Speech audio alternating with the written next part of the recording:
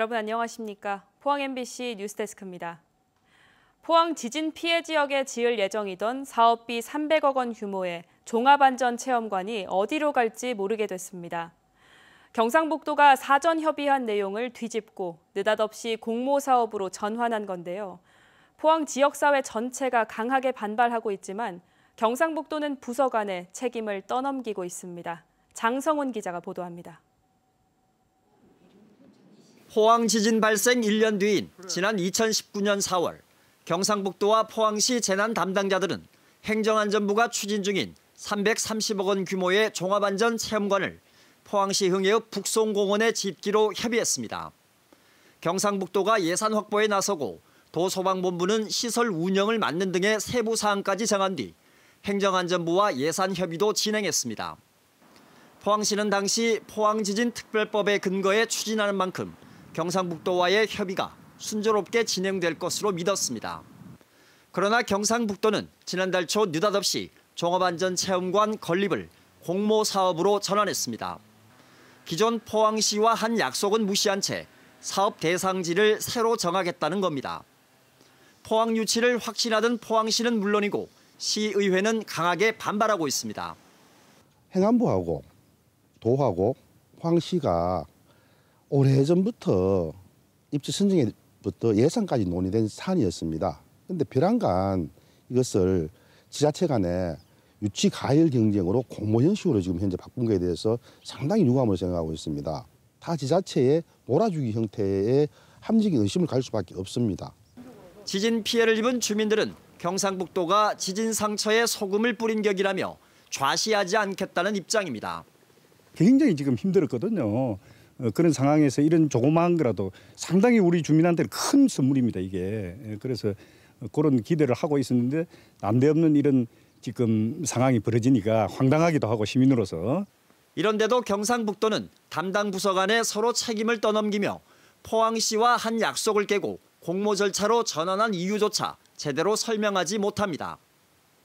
소방본부에서 다 지금 진행하고 있습니다. 저희들은 알고 있을 거라고 생각을 합니다. 예. 그동안 진행 상황이라든지 이런 부분들에 대해서 이 이야기는 포항시 일방적인 주장이라고 저희들 생각하고 있습니다. 저희들하고 협의한 게 아니고 또 재난안전실하고 협의한 거거든요. 이 같은 논란 속에서도 경상북도가 최근 진행한 공모에는 8개 시군이 신청서를 냈고 최종 사업지역은 5월 중에 발표될 예정이어서 논란은 당분간 계속될 전망입니다. MBC 뉴스 장성훈입니다. 경주시가 최근 간포읍에서 발생한 갯돈 사기 사건 피해자를 지원하기 위해서 전담팀을 구성했습니다. 경주시는 간포읍장을 단장으로 피해자 지원과 상담을 위한 신고센터를 설치하고 경주시 고문변호사 제도를 활용해서 법률 자문에 응하기로 했습니다. 경주 간포에서 20여 년간 이웃을 상대로 목돈 마련 개를 운영하던 개주가 잠적해 40여 명이 40억 원에 달하는 피해를 호소하고 있습니다. 국가지정 문화재를 보유하거나 관리하면서 문화재 관람료를 받아온 전국 66개 사찰이 오늘부터 무료로 전환됐습니다. 경북에서는 경주 불국사와 석굴암, 포항 보경사, 안동 봉정사, 영주 부석사와 희방사, 청송 대전사, 김천 직지사 등 14곳입니다. 국가지정 문화재 관람료는 1962년 문화재보호법 제정에 따라서 60여 년 동안 징수해 왔는데 정부는 올해 419억 원의 예산을 확보해 문화재 관람료를 감면한 곳에 지원합니다. 천마도와 신라 금관 등 10,000점이 넘는 유물이 쏟아진 천마총이 올해로 발굴 50년을 맞습니다. 문화재청은 천마총 발굴 50년을 기념해서 미래 100년을 다짐하는 비전을 선포했습니다. 천마총에서 나온 천마도의 실물도 9년 만에 일반에 공개됐습니다. 임재국 기자입니다. 1973년 경주 황남동 155호 고분 발굴에서 확인된 천마총. 자작나무에 그려진 천마도가 나와 이름을 붙였고 5세기 말 6세기 초반에 조성된 왕릉급 무덤입니다. 천마총에선 천마도와 함께 신라, 금관 등 11,500여 점의 유물이 쏟아져 나왔습니다. 우리 손으로 신라 고분을 제대로 발굴한 첫 사례로 발굴 당시에 보존 처리 등 많은 어려움이 있었습니다. 부장품 상자 안에서 이 천마도 그려진 그림이 있는 줄은 몰랐습니다. 그런데 조사를 하다 보니까 그 밑에서 자작나무로 된 천마도를. 문화재청은 천마총 발굴 50년을 맞아 유적 발굴과 복원 역량을 높이고 신라 문화유산을 세계로 확대하겠다는 비전을 선포했습니다. 천마총에서 발견된 이러한 신라의 여러 가지의 귀중한 문화가 앞으로 새로운 신라의 한류로 전 세계에 뻗어나갈 수 있도록 자리매김하고. 천마총에서 나온 천마도 실물이 9년 만에 일반에 공개됩니다.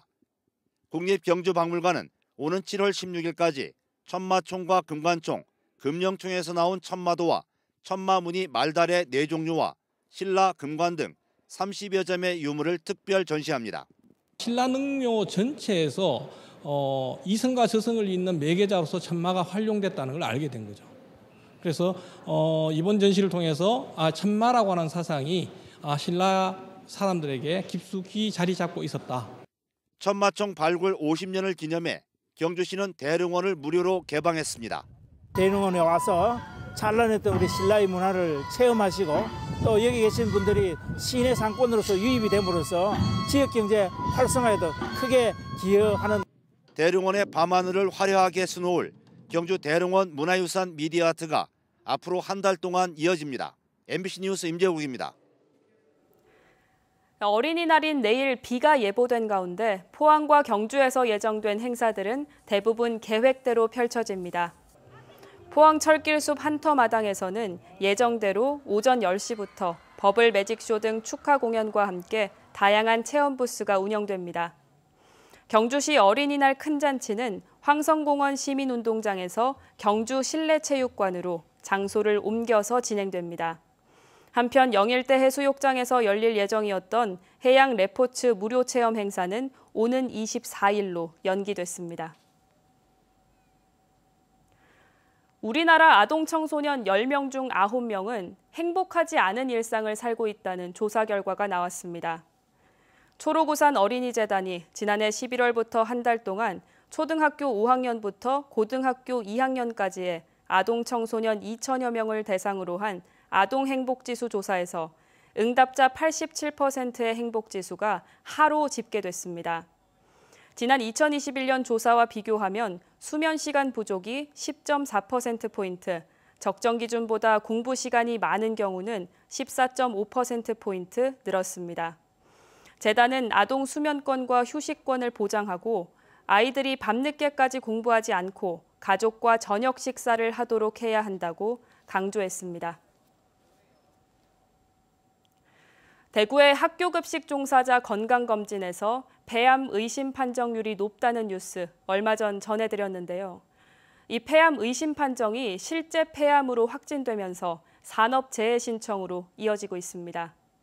안정적인 치료와 지원을 받을 수 있도록 신속한 산업재해 판정을 요구하는 목소리가 높아지고 있습니다. 이상원 기자입니다.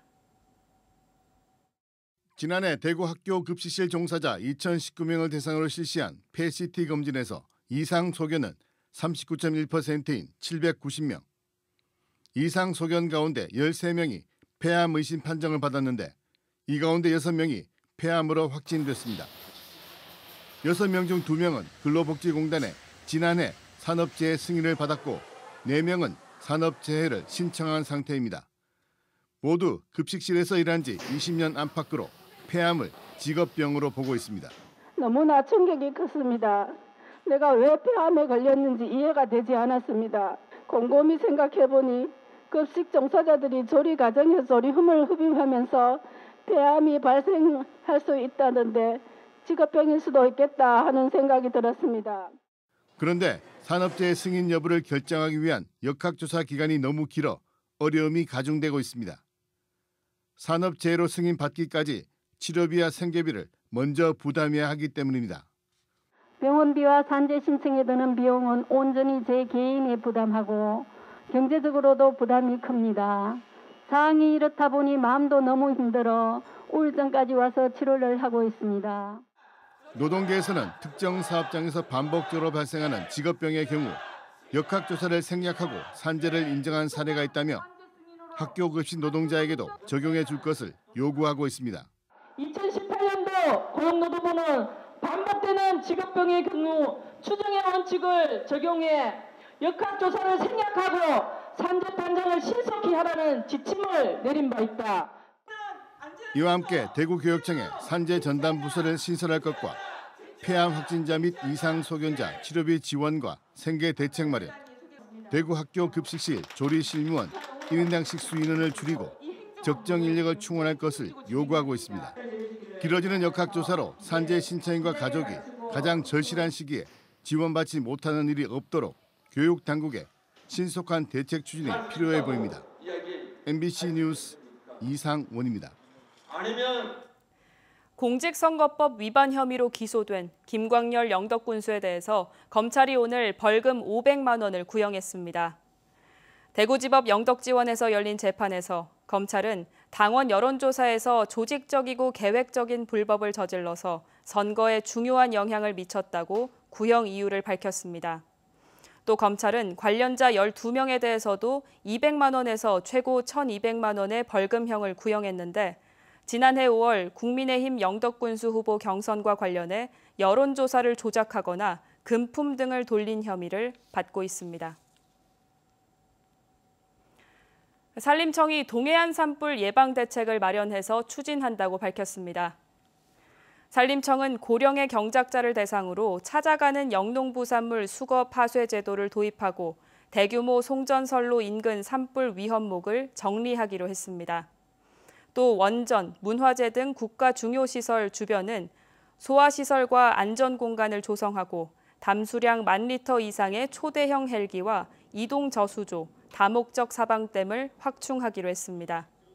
이 밖에 초속 21m 이상 강풍 경보대는 화기 취급 작업을 제한하고 실화와 방화자에 대한 처벌을 강화하기로 했습니다.